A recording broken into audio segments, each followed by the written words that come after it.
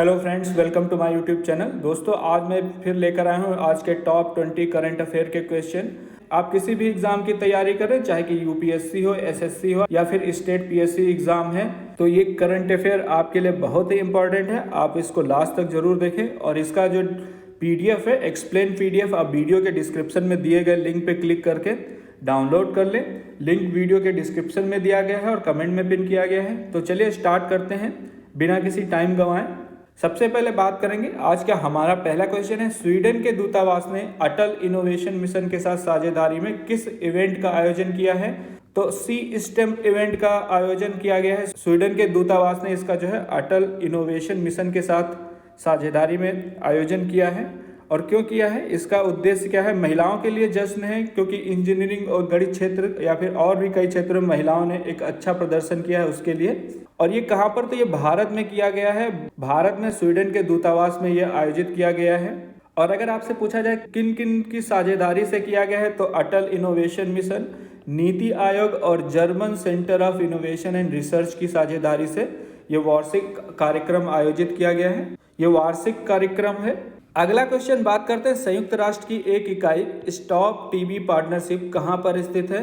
तो जेनेवा में स्थित है स्टॉप टीबी पार्टनरशिप। ये जो है आपकी संयुक्त राष्ट्र की एक इकाई है और इसका एक लक्ष्य है कि जो टीबी है, इसको जो ट्यूबरक्लोसिस बोलते हैं, इस बीमारी को 2030 तक जो है जड़ से खत्म कर देना है।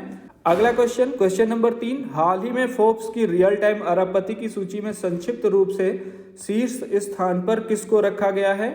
तो शीर्ष स्थान पे इस समय बर्नार्ड अर्नॉल्ड को रखा गया है। बर्नार्ड अर्नॉल्ड जो है ये लग्जरी ब्रांडों की कंपनी के मालिक हैं। बर्नार्ड अर्नॉल्ड और फैमिली के नाम से जाना जाता है। ये लग्जरी ब्रांडों के समूह के मालिक हैं। अभी हाल में हुआ क्या, टेस्ला के जो स्टॉक्स हैं उनमें गिरावट आई है, उसी के चलते जो है इनको जो पहले स्थान पे रखा गया है।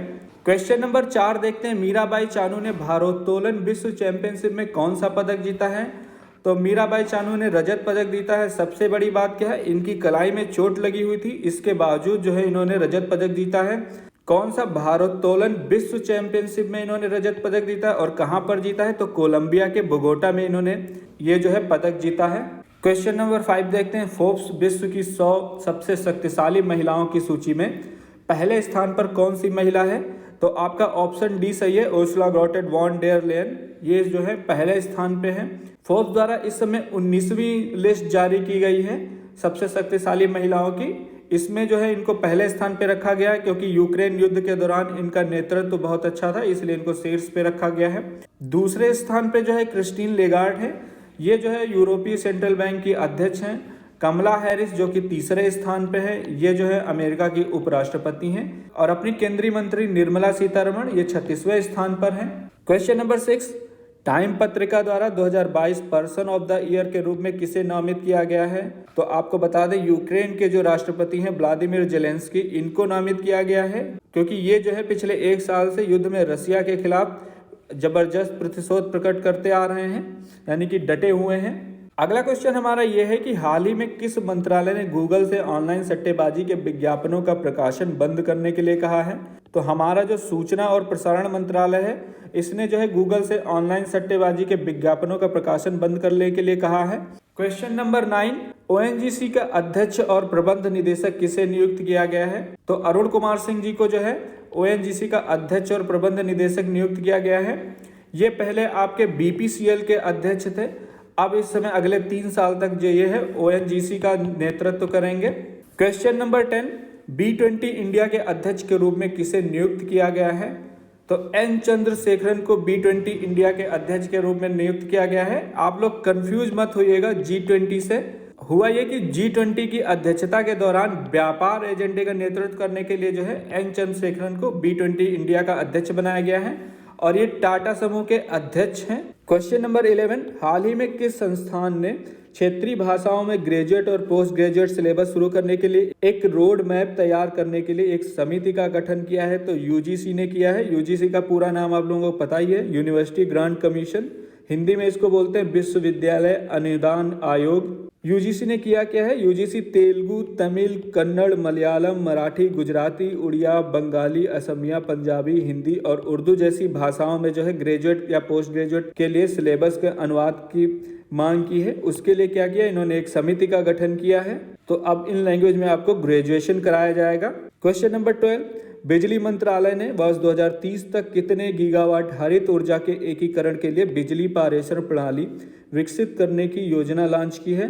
तो 500 गीगावाट बिजली मंत्रालय ने वर्ष 2023 तक जो है 500 गीगावाट हरित ऊर्जा के एकीकरण के लिए बिजली पारेषण प्रणाली विकसित करने की योजना की लॉन्च की है। बिजली पारेषण प्रणाली, इसको बोलते हैं पीटीएस, पावर ट्रांसमिशन सिस्टम। केंद्रीय विद्युत मंत्रालय ने जो है central transmission utility of India limited, इसके प्रतिनिधियों के साथ क्या किया? केंद्रीय विद्युत उपकरण प्राधिकरण के अध्यक्ष के तहत एक उच्च स्तरीय समिति का गठन किया है। इसको SCEI बोलते हैं, central transmission utility of India limited. अगला क्वेश्चन देखते हैं, लद्दाख के लिए स्थानिक डेटा इंफ्रास्ट्रक्चर विकसित करने के लिए किस संस्थान को चुना गया है? तो आपको बता दें IIRS को चुना गया है। IIRS मतलब Indian institute of remote sensing, इसको चुना गया है। इसमें हुआ क्या? इसरो और लद्दाख प्रशासन और IIRS के बीच एक समझौता ज्ञापन पर हस्ताक्षर किया गया है। इसके जरिए जो है लद्दाख का जो स्थानिक डेटा है इसका विजुअलाइजेशन और विश्लेषण किया जाएगा। क्वेश्चन नंबर 14, किस राज्य सरकार ने बिना उचित जांच के किसी कर्मचारी को नौकरी से निकालने पर रोक लगाने का आदेश दिया है? तो हरियाणा सरकार ने ये आदेश दिया है और ये आदेश जो है पंजाब और हरियाणा उच्च न्यायालय की सिफारिश के बाद इस सरकार ने इसको लागू किया है। उच्च न्यायालय ने संविधान के अनुच्छेद 311(2)(b) के तहत जो है कर्मचारियों के अधिकारों की सुरक्षा के लिए ये आदेश दिया है।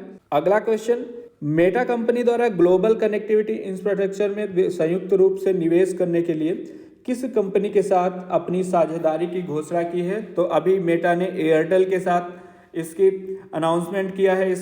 इसमें जो है 37,000 किलोमीटर लंबी केबल बिछाई जाएगी। ये समुद्री केबल होगी, लगभग 23 देशों को ये जोड़ेगी। इससे क्या होगा? अफ्रीका, यूरोप और एशिया को जोड़ा जाएगा इंटरनेट कनेक्टिविटी के लिए। इसको नाम दिया गया है ग्लोबल कनेक्टिविटी इंफ्रास्ट्रक्चर। और मेटा की बात करें तो मेटा का नाम जो चेंज हुआ है, पहले ये फेसबुक था। क्वेश्चन नंबर 16, पीडीएमए किस केंद्रीय मंत्रालय के तहत एक स्वनियामक निकाय के रूप में अधिसूचित किया गया है? तो सूचना एवं प्रसारण मंत्रालय के तहत जो है एक स्वनियामक निकाय के रूप में अधिसूचित किया गया है। क्या? पीडीएमए। पीडीएमए का पूरा नाम जो है print and digital media association है। सूचना और प्रसारण मंत्रालय ने भारत में जो समाचार और समसामयिक मामलों के प्रकाशक हैं उनके लिए एक स्वनियामक निकाय के रूप में प्रिंट एवं डिजिटल मीडिया एसोसिएशन यानी कि पीडीएमए को मंजूरी दी है। Question number 17, Arton capital passport index 2022 में भारत का कौन सा स्थान है? ये अर्टान कैपिटल ये जो है हर साल कमज़ोर और मजबूत पासपोर्ट्स के बारे में बताते हैं, किस देश का पासपोर्ट कितना मजबूत या कमज़ोर है। इस समय इंडिया की रैंकिंग 87 है और इसमें पहले स्थान पे आपका यूएई है और दूसरे स्थान पे जर्मनी, उसके बाद स्वीडन और उसके बाद फिनलैंड, फिर लग्जमबर्ग, स्पेन, फ्रांस है और सबसे लास्ट में बात करें तो अफगानिस्तान आपका सबसे लास्ट में है और हमारा इंडिया जो है 87 नंबर पे है। क्वेश्चन नंबर 18, तुंगरेश्वर वन्यजीव अभ्यारण्य किस राज्य में स्थित है? तो ये महाराष्ट्र में स्थित है। अभी ये चर्चा में है क्योंकि सुप्रीम कोर्ट ने जो है पहले इसके 1 किलोमीटर के आसपास के एरिया को जो है पर्यावरण संवेदनशील क्षेत्र घोषित किया था। अब उसके बाद हुआ क्या? अब इस क्षेत्र में निर्माण को अनिवार्य करने के अपने आदेश में जो है छूट दे दी है और ये जो है आपके महाराष्ट्र में, महाराष्ट्र के उपनगरों में ये स्थित है, मतलब कि शहरों में। क्वेश्चन नंबर 19, हाल ही में यूनाइटेड किंगडम में किस जीवाणु संक्रमण से बच्चों की मृत्यु दर्ज की गई है? तो आपको बता दें स्ट्रेप ए जीवाणु संक्रमण, इसकी वजह से बच्चों की मृत्यु दर्ज की गई है। लगभग 6 बच्चों की मौत हुई है इससे। इसमें होता क्या है? ये बैक्टीरिया आपके ब्लड में प्रवेश कर जाता है और ब्लड को जो है संक्रमित कर देता है। इसके लक्षणों की बात करें तो इसमें बुखार आता है और त्वचा पर जो है चकत्ते पड़ जाते हैं और यूके में लगभग 6 बच्चों की इससे मौत हो चुकी है। तो ये थे आज के टॉप 20 करंट अफेयर। आप इसका PDF डाउनलोड कर लें, वीडियो के डिस्क्रिप्शन में इसका लिंक दिया गया है और आप हमारे टेलीग्राम ग्रुप को ज्वाइन कर लें। इसके साथ ही इससे रिलेटेड कोई अन्य जानकारी चाहते हैं तो आप मुझसे कमेंट सेक्शन में पूछ सकते हैं। ये वीडियो देखने के लिए और मेरे साथ बने रहने के लिए आपका बहुत बहुत धन्यवाद।